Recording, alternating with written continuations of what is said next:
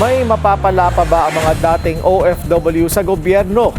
Isang bagong kasunduan ang inilatag para sa comprehensive health programs ng mga kababayan nating mananatili na sa Pilipinas. Ang detalye sa agenda report ni Pierre Pastor.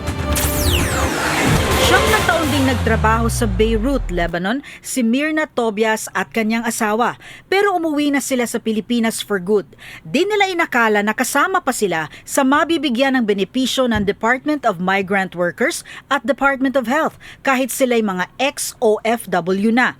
Kabilang sila sa 2,000 OFW at kani-kanilang pamilya na nakatanggap ng medikal at iba pang serbisyo sa ginanap na 2-day Migrant Workers Health Summit. Dati po wala po akong alam na may mapapala po pala ang mga ex-OFW at saka kasalukuyang OFW, pati yung mga anak po, 3 years old hanggang 7 years old.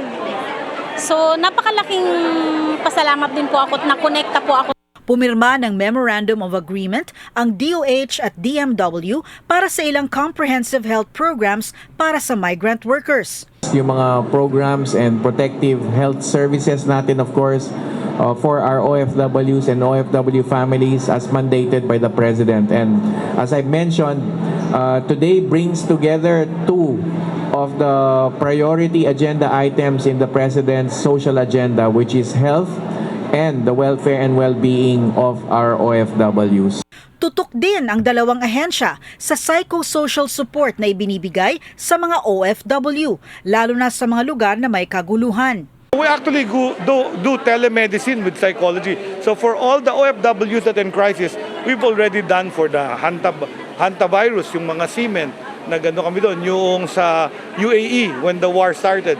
So our psychiatrists from the National Center for Mental Health provide, not National Center for Mental Health, yung Maribeles Mental Health na nagpo-provide ng online psychosocial support. Ayan ang isa sa mga ganda sa psychosocial support, you can do it online. Ang SPIMS o sa Pinas, Ikaw ang Ma'am at Sir ay isang programa naman para sa licensed school teachers na naging OFW at sa kanilang pagbabalik bayan ay muling iha-hire ng DepEd.